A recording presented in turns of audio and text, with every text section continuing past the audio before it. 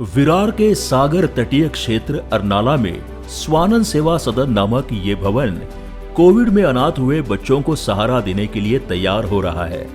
जल्दी ही ये निर्माणाधीन भवन अपने कंगूरों तक पूरी साज सज्जा के साथ निर्मित होकर अनेक दिव्यांग बच्चों की खिलखिलाहट से गूंजने लगेगा।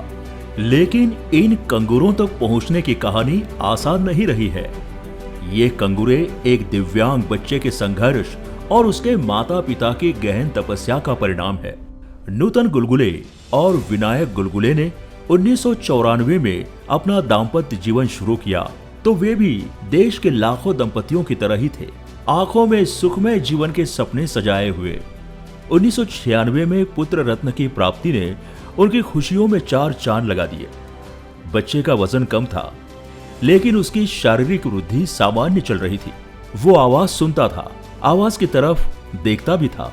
लेकिन करीब 6 माह बीतने पर जब नूतन गुलगुले ने महसूस किया कि उनका बेटा अपने उम्र के अन्य बच्चों की तरह बिस्तर पर पलटी नहीं मारता, तो उन्हें थोड़ी चिंता हुई। डॉक्टर से मिलने पर पता चला कि उनका बच्चा सेरेब्रल पाल्सी नामक बीमारी से ग्रस्त है। इस बीमारी से ग्रस्त कुछ बच्चे मानसिक रूप से तो ठीक होते हैं, लेकिन वे ठीक से चल फिर नहीं सकते।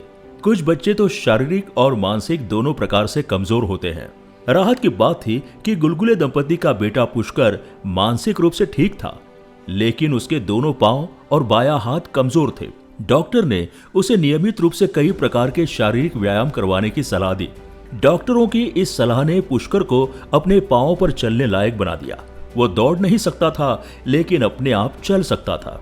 अब गुलगुले दंपति की जिम्मेदारी थी पुष्कर को जीवन में अपने पैरों पर खड़ा करने की, ताकि वो आत्मनिर्भर होकर अपना जीवन निर्वाह कर सके। लेकिन ये लक्ष्य आसान नहीं था। 5 वर्ष का होने पर जब पुष्कर के माता पिता स्कूल में उसका एडमिशन कराने निकले, तो ज्यादातर स्कूलों ने उसे एडमिशन देने से मना कर दिया। लेकिन अंधेरी पश्चिम स्थित हंसराज मोरारजी पब्लिक स्कूल ने पुष्कर को न सिर्फ एडमिशन दिया, बल्कि उसकी मां नूतन को कक्षा 4 तक स्कूल के अंदर आकर उसके साथ बैठने की अनुमति भी प्रदान की। स्कूल के सहयोग और नूतन गुलगुले की तपस्या ने पुष्कर को 10वीं तक पहुंचा दिया। आप जानते हैं 10वीं में पुष्कर को कितने परसेंट अंक मिले? पूरे 70%। यही नहीं, इंटर यानी कि 12वीं में भी पुष्कर अपनी मां की मदद से 65% अंकों के साथ पास हुआ। ये सभी परीक्षाएं पुष्कर ने बिना किसी राइटर की मदद के स्वयं लिखकर पास की। हिंदुस्तान टाइम्स अखबार ने उसकी इस उपलब्धि को प्रमुखता से प्रकाशित भी किया था। पुष्कर की शैक्षणिक यात्रा आगे भी जारी रही। उसने बीएमएस किया, फिर एमकॉम किया, उसके बाद फिल्म एडिटिंग का कोर्स भी किया। आज पुष्कर कोऑपरेटिव बैंक में कार्यरत है। ये तो था पुष्कर और उसके परिवार के संघर्ष का सफर। इसी संघर्ष से निकली है नूतन गुलगुले फाउंडेशन की राह। जिस बीमारी से पुष्कर ग्रस्त है, उस बीमारी से ग्रस्त अन्य बच्चों के माता पिता अक्सर हथियार डाल देते हैं। दोष अपने किस्मत को देते हुए अपने बच्चे को उतना भी विकसित होने नहीं देते जितना कि वो हो सकता है। लेकिन पुष्कर की आई ऐसी नहीं थी। उसने पुष्कर को उसके पैरों पर खड़ा करने का संकल्प लिया भी और उसे निभाया भी। उसका यही संकल्प पुष्कर जैसे अन्य बच्चों के माता पिता को आश्चर्य से भर देता था। तब उन बच्चों के अभिभावकों को स्कूल के शिक्षकों ने नूतन गुलगुले से मिलने के लिए प्रेरित किया। नूतन ने उन सभी अभिभावकों का भरपूर मार्गदर्शन करना शुरू कर दिया। उन्हें बताया कि आपका सहयोग, समर्थन और मेहनत आपके बच्चे को दिव्यांग रहते हुए भी आत्मनिर्भर बना सकता है। नूतन गुलगुले के पास ऐसे अभिभावकों के आने की संख्या जब बढ़ने लगी, तो उनके पति विनायक गुलगुले ने इस परामर्श के काम को संस्थागत स्वरूप देने की सलाह दी। और तभी 2014 में जन्म हुआ नूतन गुलगुले फाउंडेशन का। नूतन गुलगुले फाउंडेशन के जरिए नूतन तब से अब तक अभिभावकों को प्रेरित और प्रशिक्षित करने के लिए कई सेमिनार कर चुकी है। अभिभावकों और उनके दिव्यांग बच्चों के साथ कई बार पिकनिक पर जा चुकी है, ताकि वे अभिभावकों को बच्चों के व्यवहार की जानकारी दे सके। इसके अलावा नूतन गुलगुले फाउंडेशन पिछले कई वर्षों से अनेक क्षेत्र में उत्कृष्ट काम कर रहे दिव्यांगों एवं दिव्यांगों के लिए काम करने वाली संस्थाओं को सम्मानित करने के लिए राष्ट्रीय स्तर का सम्मान समारोह अर्थात ध्येय पूर्ति सम्मान समारोह का आयोजन करता है। इस सम्मान समारोह में अब तक देश की कई जानी मानी विभूतियों ने उपस्थित रहकर अपना आशीर्वाद प्रदान किया है। इसी बीच 2020 में शुरू हुई कोविड जैसी महामारी ने अनेक बच्चों से उनके माता पिता छीन लिए। इनमें दिव्यांग बच्चों की संख्या भी कम नहीं है। एक तो दिव्यांगता, ऊपर से अनाथ, ऐसे बच्चों को सहारा देने के लिए नूतन गुलगुले फाउंडेशन ने राज्य सरकार के सामाजिक न्याय विभाग की अनुमति से अरनाला में स्वानंद सेवा सदन की स्थापना का संकल्प लिया।